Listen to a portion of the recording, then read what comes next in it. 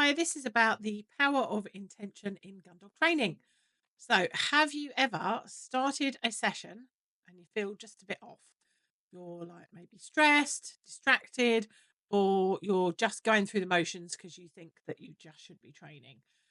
And then somehow your gun dog just isn't quite with you. You haven't got that connection. It's not a coincidence. It's energy, it's mindset, and it's intention. All of those things combined will have a massive effect on your bond with your dog in any given moment. So, why does intention matter? So, setting an intention isn't just about thinking positively. It's about creating clarity for both you and your gun dog. So, dogs, especially sensitive working breeds like gun dogs, are constantly reading us. If we're uncertain, they feel it and they know it.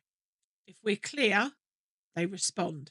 So it's really important that when we work with our gun dogs, we're bringing the right energy and the right intentions to each and every single session that we have. So there is also some science that goes with that. So science backs this up. It's our nervous system and our dog's nervous system that sync up. There's something called emotional contagion, where there's research on heart rate variability and how our emotional state can directly affect the response of our dogs. So if we're scattered or we're tense, we're not concentrating, we're not really present, which is why I love the tool mindfulness for becoming present. But if we're not really present, our dogs pick up on it. And when we bring a sense of purpose and calm to our training, it sets the tone for them to do the same. So I quite often see this in sessions. I'll notice that something's not quite right with the dog I'm working with that session. They may be different to last time or whatever, and I will often not just talk about the dog to the owner, but I will talk about them and their week as well. So that brings me on to energy. So, have you ever walked into a room and you've just felt the tension in it? That's energy in action. If you stand in a queue, someone stands next to you and you want to shimmy away, that's you're just picking up on their energy. So, dogs don't just listen to what we say, they feel what we bring to them. So, that's why intention isn't just about intention, like most people think, like deciding to train. It's about how you actually show up for that training.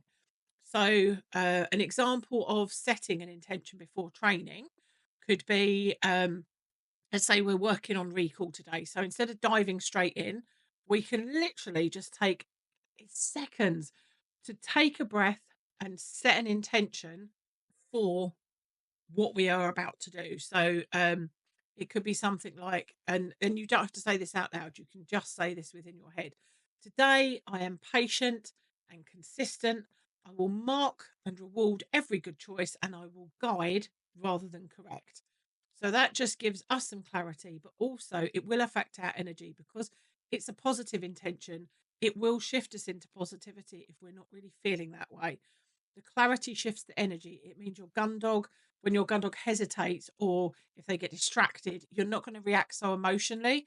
You're going to be more likely to stick to your plan, reinforcing what you do want rather than getting frustrated over you don't want, which I find is a common mistake, and we all make it at the end of the day. It's very easy to get frustrated when you start to see behaviors that you don't want.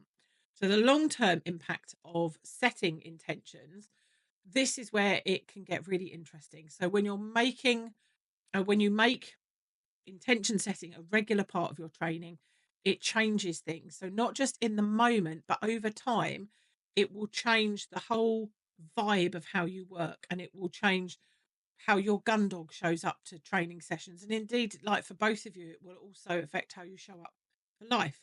So for you as a handler, as an owner, looking at mindset shifts, you might become more naturally focused, you might become more calm, you might become more solution orientated rather than going straight to feeling reactive to what's happening or frustrated. You will start to build a better emotional resilience. So, your ability to like reset and approach challenges will improve. You'll have more patience with it. Your confidence will grow. So, the more you train with intention, more in control and connected you're going to feel. So it's going to lead to better results. You're going to start to feel a stronger bond. And that brings us swiftly on to Gundog. So for your Gundog, you are going to get a much deeper sense of trust. So your Gundog learns to rely on your consistency and your presence rather than just your verbal cues. Better emotional regulation. So when you model calm and you bring that calm to a session and your dog is able to share that calm, then your Gundog is going to start to regulate their own emotions and their own energy better than they were before, when you were maybe showing up with frustration, um, or similar emotions.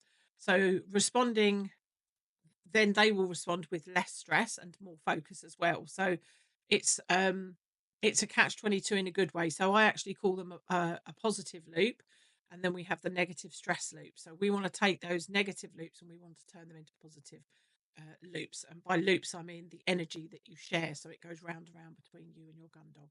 So predictability and safety. So dogs thrive on predictability, and intention setting will make your training clearer and more reliable so that your gun dog can understand what's expected and is going to be able to trust the process far more.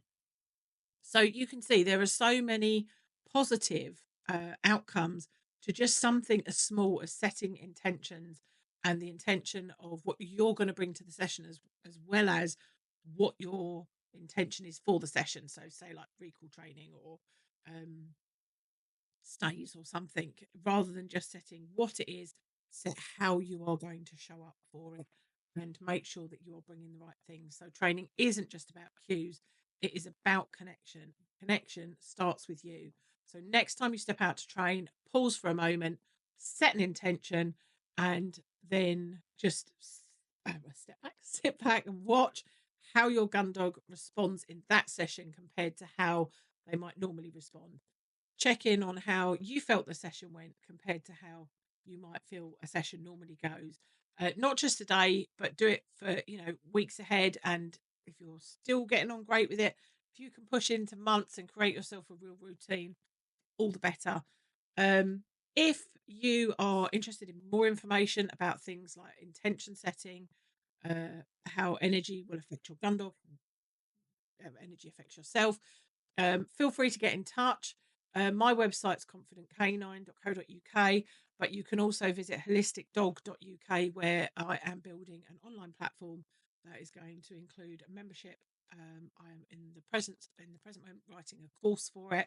Um, but yeah, I'd love to have you on board. And in the meantime, if you've set an intention and you've noticed the difference, please just come back and let me know what you experienced. Just tell me in the comments.